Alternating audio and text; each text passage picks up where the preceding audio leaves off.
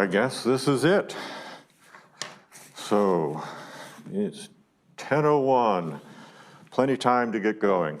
Okay.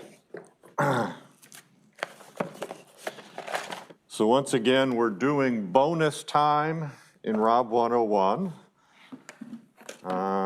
Oops, I don't have speaker set up. Finish that part.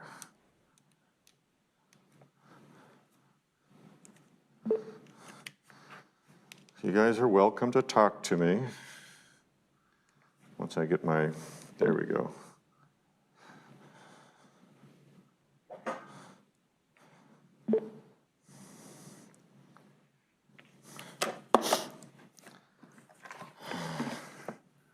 What do we have? Monty doesn't count. I don't count. So there's 9. Oh, they got a few more coming on. That's great. Okay, so yep, we'll do a Julia demo. And we'll also do a lecture.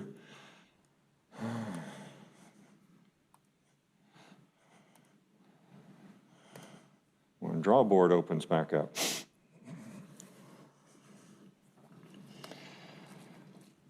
Well, Monty, I start to appreciate now what it was like when you're lecturing and it's room's completely empty.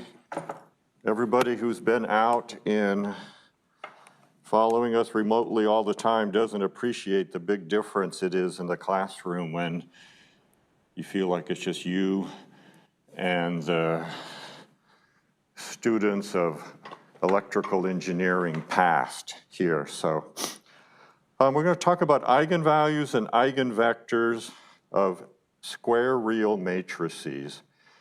And the way I want to come to it is from an application. So we could just start with the abstract definitions and then start working examples. But I thought it would be more fun to build things up into why one even creates the idea of an eigenvalue and an eigenvector. So the appendix of the book is more written from, hey, this is the definition, these are the properties, and I want to start with more physical motivation. So the first thing I need to do is review complex numbers. We haven't used them at all in Rob 101. Some of you may have had a chance to review them recently in other courses. I know that you've all solved the quadratic equation, so you've seen complex numbers. We played with them just a tiny bit in homework 1.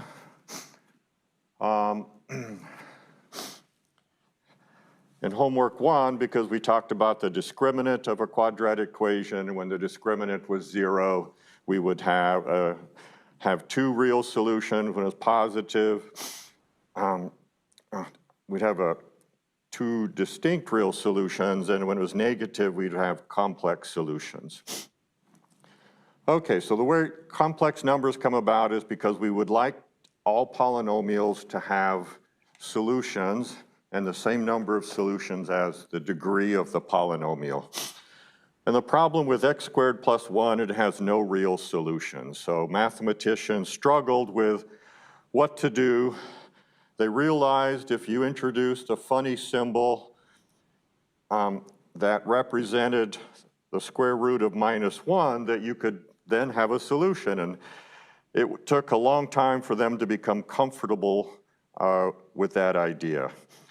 But now mathematics knows enough algebra to pose axioms and derive complex numbers from a purely algebraic, totally logical framework, and so there's no longer any mystery about their being well-founded or not.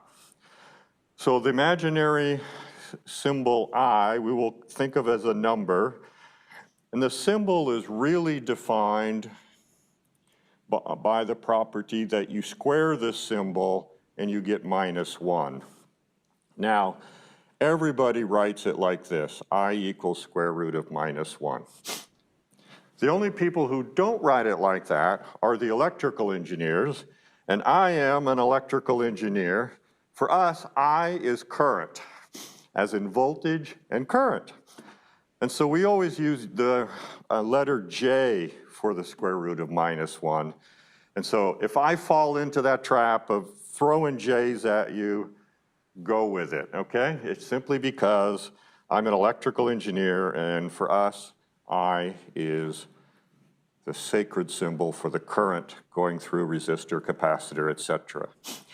Okay, so once you have the imaginary number, square root of -1, you can multiply that number by any real number you want and create other purely imaginary numbers.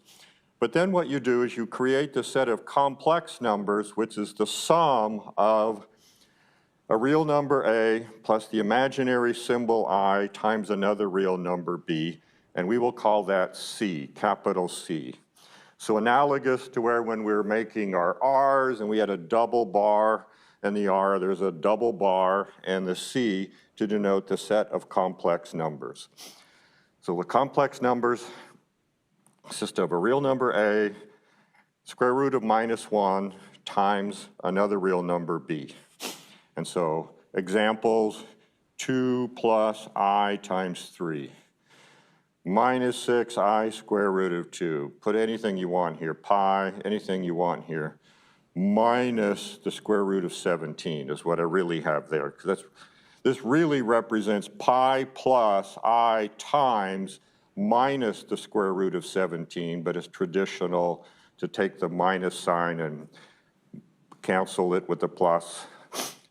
We'll take the product with the plus and get the minus sign out. So those are general complex numbers. They have two parts, a real part and an imaginary part. So A has a name. It's called the real part of the complex number Z. And B has a name. It's called the imaginary part. And notice, the real part is a real number and the imaginary part is a real number. So those are both real numbers. And then you construct the complex number Z by real number plus the symbol for square root of -1 times another real number. It's not a big deal, but we'll see this in Julia when we start manipulating complex numbers. Okay, so if this is going too fast, say so. I'm assuming it's more or less a review. But if it's not, I can dig in and do more detail on demand. Just as a remark, so what is the imaginary part of the imaginary number I? Well, that is really 0 plus 1 times the symbol for square root of -1. And so its imaginary part is 1. So I'm just emphasizing that the imaginary part of any complex number is a real number, okay? And then its real part is 0. So the real part of I is 0, imaginary part is 1. It's not I. And so just emphasizing once again, something is a complex number, so we write it being an element of the complexes, if and only if it's made of a real number, imaginary symbol, the symbol for square root of -1, and then times another real number. And if you write your imaginary I here instead of in front, it's perfectly fine. Julia likes to put it after, okay? So it's all good. Okay, so once you have complex numbers, you want to start doing arithmetic on them. So addition of two complex numbers. Whoops, since 0 is still the element, is B is 0, how is it still a complex number? Okay. The real number 2 is an element of the complexes because it would be 2 plus I times 0, okay? So, and you will see this in Julia. 2, when viewed as a complex number, is a different type than 2 viewed as a real number, okay? So it's still a complex number. If I take B equals 0, I have what looks like to you like real numbers, but they are complex numbers with the imaginary part being 0. So they're still complex numbers, so we treat reals as a subset of the complex numbers. Okay.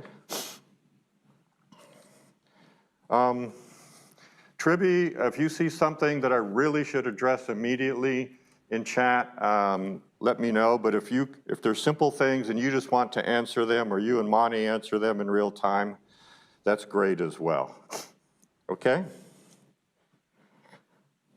Okay, where were we? Arithmetic. We'd like to be able to do arithmetic of complex numbers. And so addition is really simple. All you do if you have two complex numbers, you add the real parts and you add the imaginary parts. So a1 plus a2 square root of -1 times b1 plus b2. What we're really doing is treating it like it's a vector.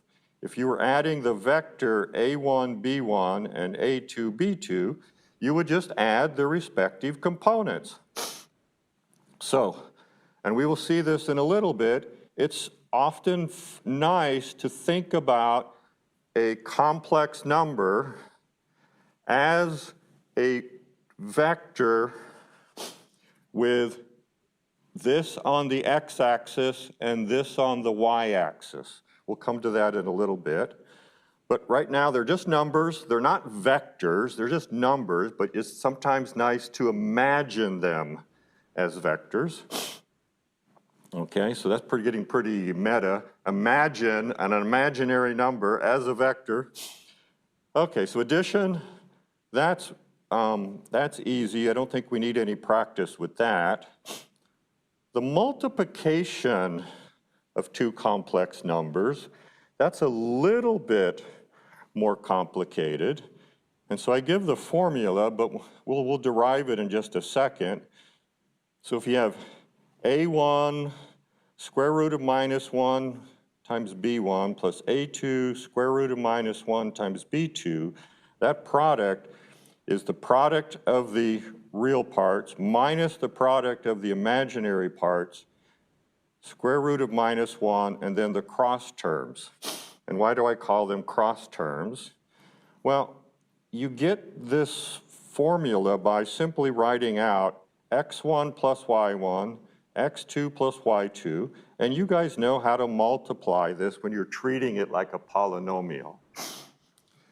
So if you're treating it like a polynomial, that's x1, x2, that's x1, y2, that's y1, x2, and y1, y2. Well, all we're going to do now is substitute in x1 is a1, here's y1, x2 is a2, and y2 is b2. You just substitute those in, and then you form these products, and bingo, it all pops out. So x1, x2 is a1, a2, and we note that x1 times y1 is a real number, and then I times another real number. The I comes out. We have the product of the real numbers, so we still have an I. x2, y2, like a cross term. a2, b1, okay, pull out the I. And then when we do y1 times y2, this is where we have I times I, so we get I squared, and then b1 times b2. And so I squared is -1. And so that's where the minus sign comes on product of the real parts minus the product of the imaginary parts, and then the cross terms between the real and imaginary parts. And it's just the standard formula for expanding a polynomial, doing the multiplication. Okay. So then you just plug stuff in to do the multiplication. So doing all this by hand is about as fun as inverting 2x2 and 3x3 matrices by hand. No fun at all. Doing it in Julia, we'll see, is just a piece of cake. The computations are just like working with any kind of vectors or matrices when we have complex numbers in Julia. It changes nothing. Now, how do you define division? That's a little bit more painful. But the first thing we have to think about is even when we divide real numbers, we don't divide by 0. So we need to make really clear what is the 0 in terms of complex numbers. So our complex number is a real number, square root of -1 times another real number. First thing we're going to define is its magnitude. And its definition is a squared plus b squared square root, like I've written here, but its motivation is in this plot. So we call this the real axis. This, we plot the real part of a complex number. Down here on the x-axis, we call that the real axis. We plot the imaginary part of a complex number on the y-axis. So we call that the imaginary axis. And so you take your a plus ib, a, you go up b on the imaginary axis, and then it's just like a vector in R2. Now, if we had a vector in R2, we would define its Euclidean norm as x1 squared plus x2 squared square root.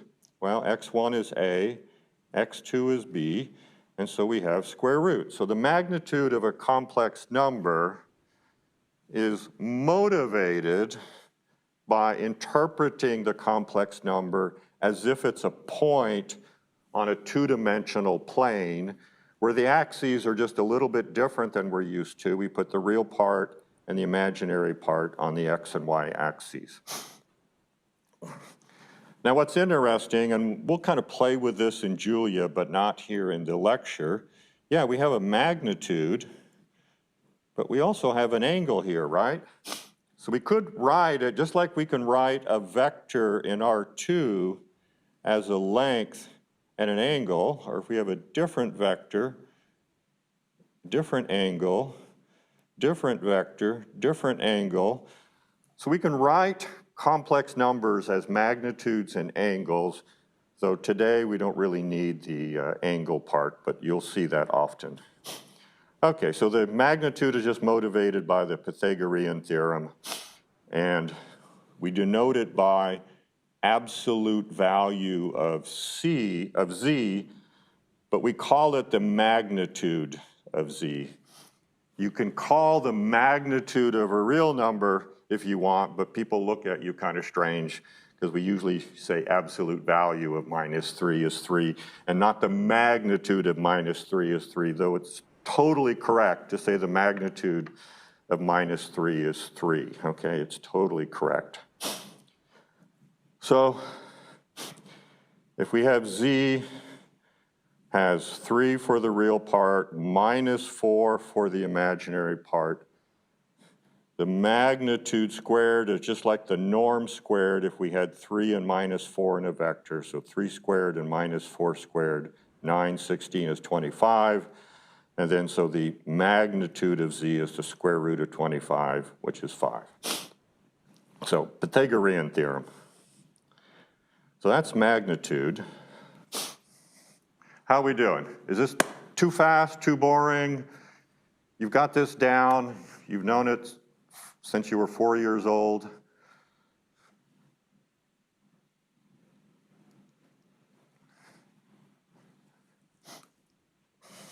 Okay, we're tuning you out, Professor Grizzle. That's okay. Keep interacting with Tribby and Monty on the chat. That'll be a lot of fun too.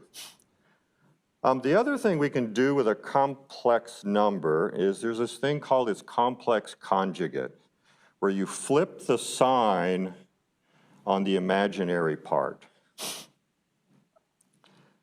Okay, so it's a real easy thing to compute. The complex conjugate of 3 plus I4 is just 3 minus I4. And then the complex conjugate of 3 minus I4, you put a minus, you get a plus. and you recover the number back. So in fact, it's the complex conjugate is a little bit like a transpose. You take a matrix and you transpose it, and then you transpose it again, you get the matrix back. You take a complex number and you take its complex conjugate, and then you conjugate that again, you get the number back. So that's a nice thing. And the reason this kind of comes up is that you get a really cute formula that if you take any complex number and you multiply it by its complex conjugate, you get the magnitude of that number squared. And is it a mystery? No, if z is a plus ib, then z star is a minus ib, like I have here. We know the magnitude squared is a squared plus b squared, Pythagorean. And so we just multiply this out, a plus ib times a minus ib. And because these things have opposite signs, when we do the minus b1 times b2, we get a squared plus b squared. And then these others, the terms cancel. You can just multiply it out. Okay, so you just plug in the definition and you find out that, oh, this is always real. Z times its complex conjugate is always real, and the real number it's equal to is the magnitude of the complex number squared. So that's kind of cool.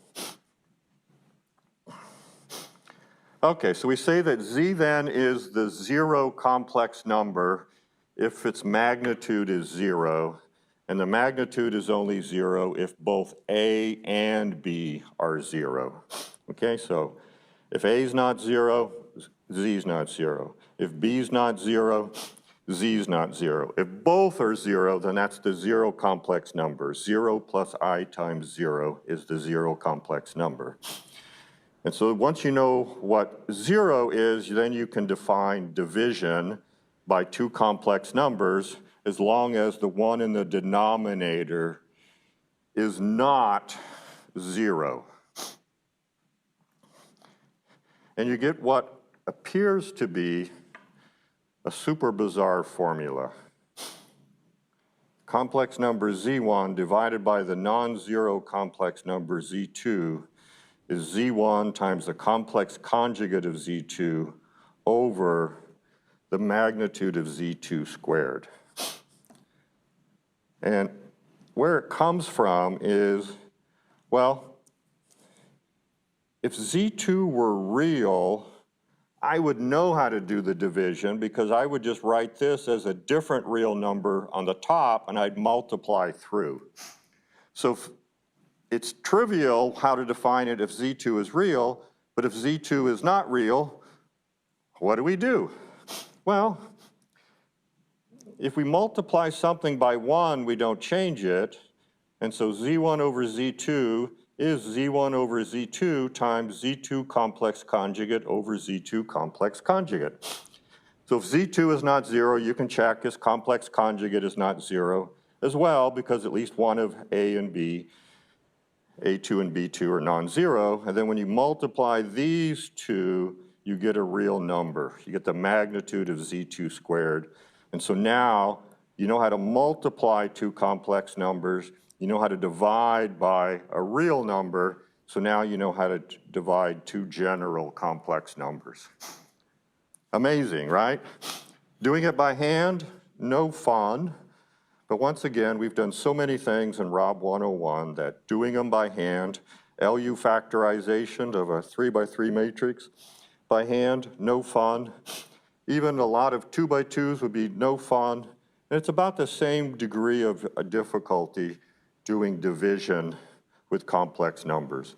It's just, you do a lot of symbol manipulation and you can make a lot of mistakes by hand. And so you want to use a computer, and so we'll use Julia. And so if I want to divide 2 plus I3 by 1 plus I clear the complexity out of the denominator by multiplying by the complex conjugate here. And so this will give me the magnitude of 1 plus I squared, And so it's 1 squared plus 1 squared, that's 2. And then you multiply this out, and you end up getting 5 plus I. So let's play with these in Julia a little bit and see how we do. And you'll see that, oh, now I love complex numbers because I have a tool that allows me to do all the calculations and not make stupid mistakes. Okay. Easier if I get out of tablet mode. Ta-da! Okay. So I've already initialized my notebook, and here today we're only going to use the linear algebra and plots. Well, actually only the plots portion am I using today. So this is how we enter a complex number in Julia. You can put a multiply sign here if you want. It doesn't change anything. But I am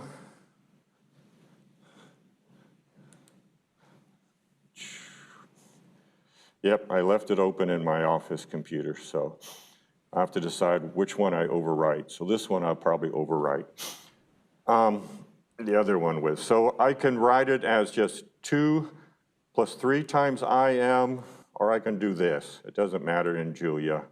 But IM is for imaginary. So it's kind of nice. Me being an electrical engineer, at least it's not I, okay? It's not J like I would want it to be, but it's perfectly fine. Okay, so it's IM is the imaginary part. So there's a real number, etc., and it writes it like that. Okay, and in Julia, if you want the real part of a complex number, you just say real of z. And if you want the imaginary part of a complex number, you just say imag of z. And if you want the conjugate of z, you just say conj of z.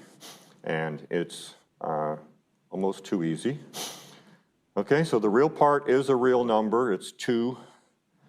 The imaginary part is a real number, it's 3. And the conjugate of z is a complex number where we have a minus sign where we used to have a plus sign. Okay, so makes it real easy to decompose a number once it's complex, to pick off real and imaginary parts, etc. Now, this should be the conjugate of z, okay? 2 minus, because I had x is the real part, y is the imaginary part. So this is the complex conjugate of z. If that's true, has changed on disk. Overwrite. Hopefully I didn't destroy the world.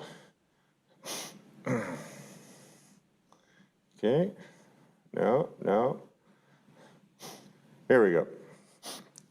Okay, so if this is going to be then the magnitude of z squared, it should be 2 squared, 4 plus 3 squared, or plus minus 3 squared if you want to do the magnitude of z complex conjugate. It's still 9. 4 plus 9 is 13. And we get it is equal to 13 plus 0 times imaginary. So Julia is still treating this because I've multiplied 2 complex numbers. I get another complex number. It does not know that x minus y times the imaginary was actually the complex conjugate of z. Now, if I say magnitude of z, so abs of z is how I get the magnitude of z, then it knows that the magnitude is a real number, and then when I square it, I get 12.99999, so 13. So that is a real number, okay? So you see the difference? Z is complex, X is real, Y is real, IM is complex, so that's complex times complex. I get a complex number in Julia, even though it's real. It's a little bit like multiplying matrices. You get a 1-by-1 matrix, that is not a real number, okay? Well, it is, but it isn't, okay? It's a different type, and in Julia, you just have to be careful that your type stays complex. When you multiply two complex numbers, you get a complex number. Yes, sometimes the imaginary part can be 0, just like it is here, but it does not change the type to real. There's the conjugate. If I take the absolute, I get 6. Oh, this is 2 times 3 instead of 2 plus. That's, no, I think that's a good example, actually. We didn't note that the magnitude of a product of two complex numbers is the product of the magnitudes, but it is true. So the magnitude of 2 is 2, and the magnitude of 3 times the imaginary number is 3, and 2 times 3 is 6. So this is the magnitude of 2 times the magnitude of 3 times I. Or you can treat it as magnitude of 2 times the magnitude of 3 times the magnitude of I, and the magnitude of I is 1. So it's still 2 times 3 times 1 is 6. Then once again, I do z times conjugate of z. I would have thought that now Julia knows that this should be a real number, but it just emphasizing it doesn't type it as real. I do this minus the magnitude of z squared. That should be 0. It is 1 point blah, blah, blah, 10 to the minus 15 plus 0 times I. So yeah, it's 0, okay? But it's not a 0 as real type, it's 0 as a complex number. We're good so far? Life is rocking and rolling? Okay, so here's how hard it is to do division of two complex numbers. Bingo, okay? That's how you want to do your division of complex numbers, not the formula that we had out in a little bit. Okay, that's my review of complex numbers, and now I'm going to start motivating the need for eigenvalues and eigenvectors. So if you have questions on complex numbers, it's a good time to fire away in the chat, or to give me a thumbs up or a we're all good sign, and we'll keep on keeping on. All right, Owen, thank you. Okay, so here's what I'm going to do. I'm going to create a sequence where the sequence is the kth value in my sequence is going to be a complex number raised to a power. So that means I just multiply the complex number times itself times a certain power. And then I have an initial value. Okay? So where is that coming from? We'll come back to this in a little bit different. And we'll come back here and fill this out. But look, this is kind of the scalar version of your project. Your project has x being a vector with position and velocity here. So your project has x as a vector. This is a vector. And then you have a matrix here. Then you have another matrix with a control coming in. So this is simpler than your project. You're doing something harder. But you guys have understood that with this, if I let x0 be the initial value, then x1 is a times x0. And then x2, we'll write it all out, would be a times x1, and then you get the a squared times x0, etc. Well, in general, you would have x at time k, so now I'm using Julia notation, would be a to the k times x0, but I'm going to let it be a complex number, and just play with it a little bit, okay? So here's my complex number, 3 plus 4 times imaginary. Now let's forget about that 4 for a second. What's the magnitude of A? Forget about the 4. Suppose A is 3 plus 4 times I. What's its magnitude? Give me a number. 5. Wow, somebody's quick. Yep, 3 squared is 9, 4 squared is 16, square root of that is 5. Okay, now let's just look at the magnitude of this. If I divide it by 4, it's going to be 5 over 4. That's bigger than 1. Let's just keep that in mind. Let's see. I had this over here, so I wouldn't have any errors. That must be part of the overwriting that took place. In Julia, if you want to know the angle of a complex number, I was showing you that on a graph. That's how hard it is. You get the angle. It's in radians, so I'm going to convert it to degrees by multiplying by 180 over pi. It just helped me interpret something in a minute, so I'll print out the angle in degrees. And then I'm going to iterate, just like you guys do in your projects. So imagine like this is the horizon length. I don't have any control actions. I'm blindfolded and I'm powerless, okay? So I'm in a coaster going down a hill and I can't even steer. I'm just projecting ahead. Am I going to hit the tree in the next 6-time instance or not is what I'm doing, okay? So I'm just going to be projecting ahead. My initial condition is 1 plus 0 times imaginary. So it's starting on the x-axis, the real axis. And I'm going to build a complex vector. So this is kind of interesting. I want to make z vec, just to make it different than the z's I had before. And here's how you make a complex vector in Julia.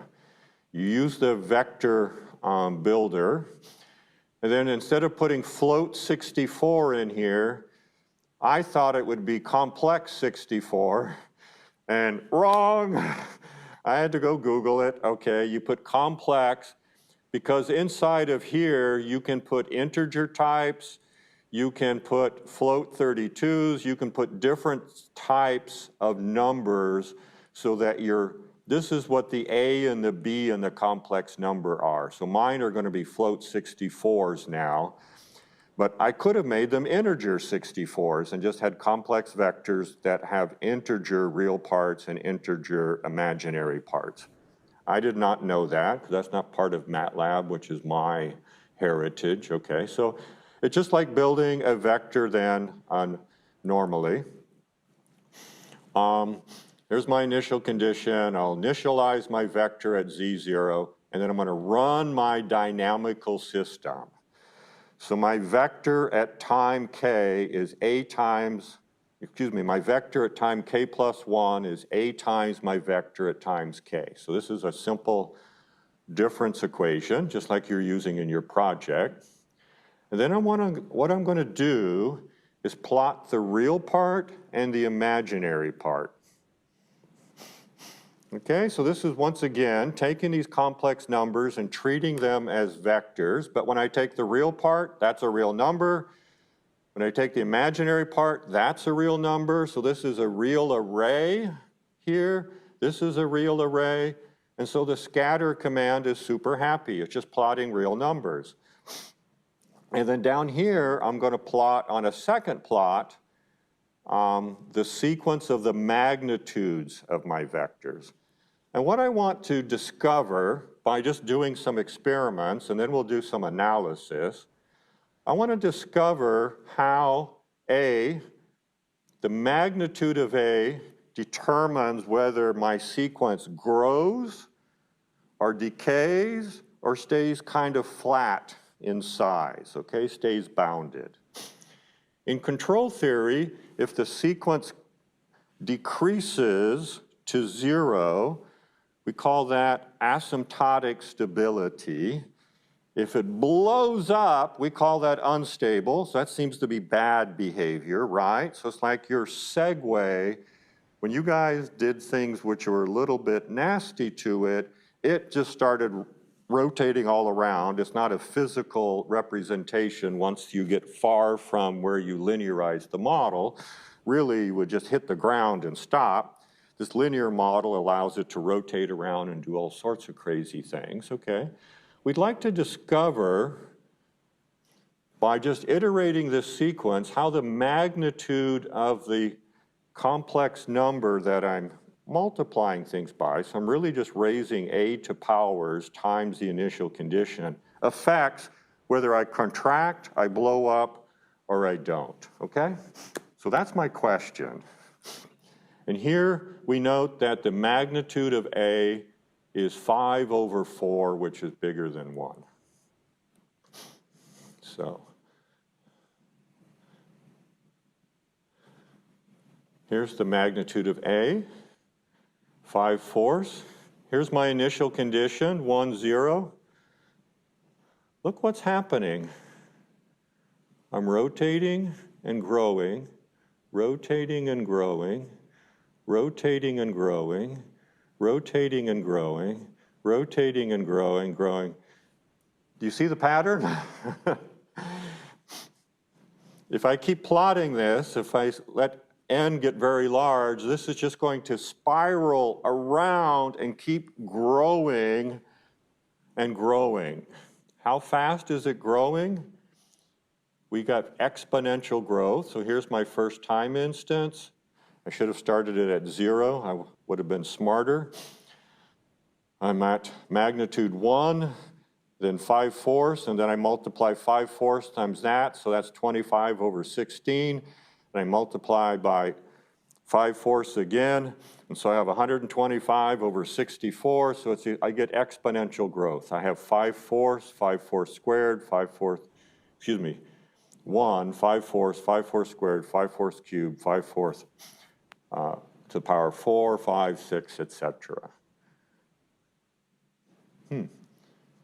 Now, how much is it rotating each time? Did I plot out my theta? Print ln. There it is.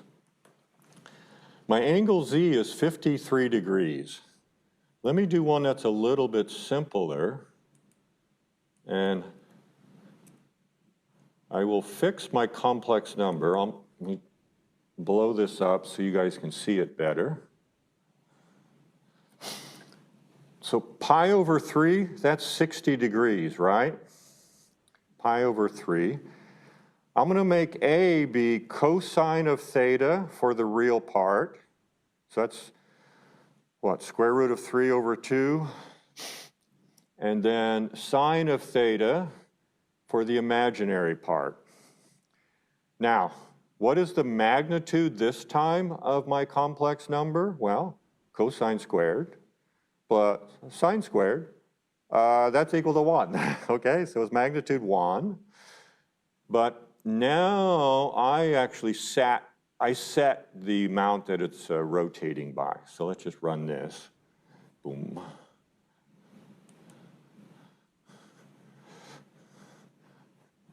Okay. Here's my first number.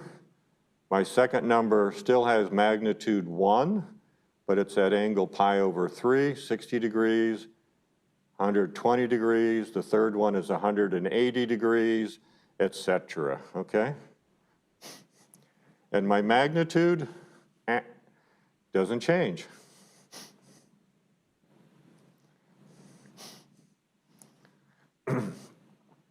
And if I made that to be 15 or something, I just get more dots. Okay.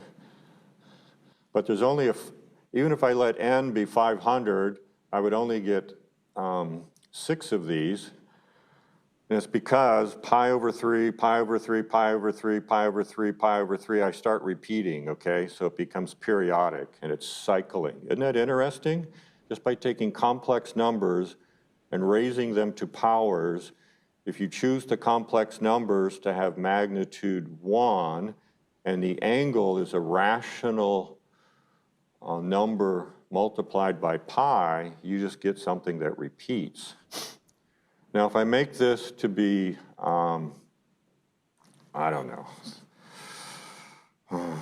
well, I can use the 57 whatever I had before, and this time I'll make it magnitude 1 also, so by doing it by 5.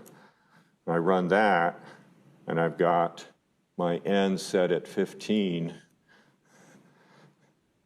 Look, I'm almost multiplying by 60 degrees, but these things don't repeat as much, okay? So I get a lot more points, and I'm still flat. And then I make this magnitude be less than 1, okay? So the magnitude of A is 5/6, so that's less than 1.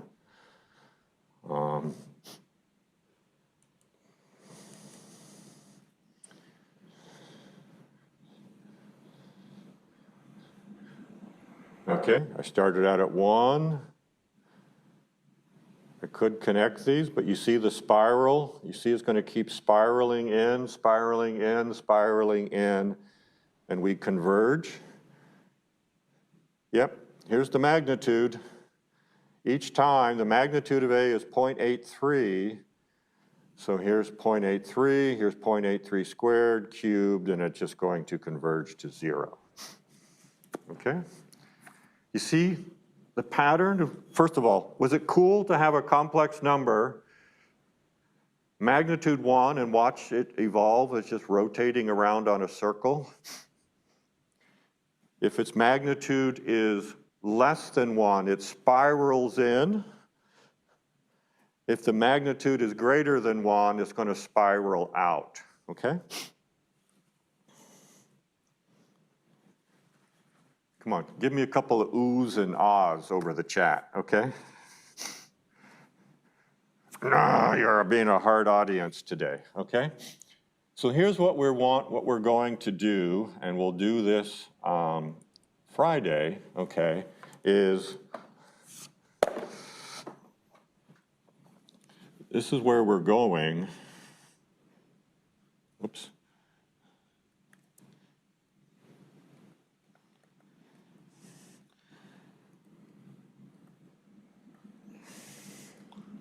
We're going to analyze this when A is an n by n matrix. Okay, and you guys know from the derivation in the PDF for project 3 that that gives you powers of A times your initial condition.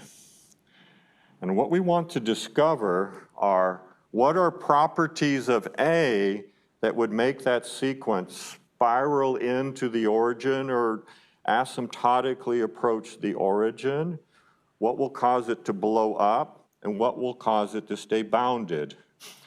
Obviously, if you're controlling your segue, there we've got a little bit more interesting situation.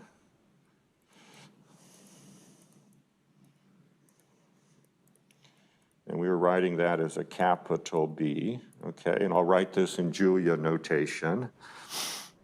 We were choosing the sequence here to make X converge to a given value, like a speed that was constant, but the orientation of the writer upright and things like that, okay? So we're gonna just analyze here something simpler, no control. We just have an initial condition. We wanna see how what the properties of A are such that the states remain bounded or they blow up or they converge. And that will lead us to eigenvalues and eigenvectors. So we'll pick up from there on Friday. Thank you.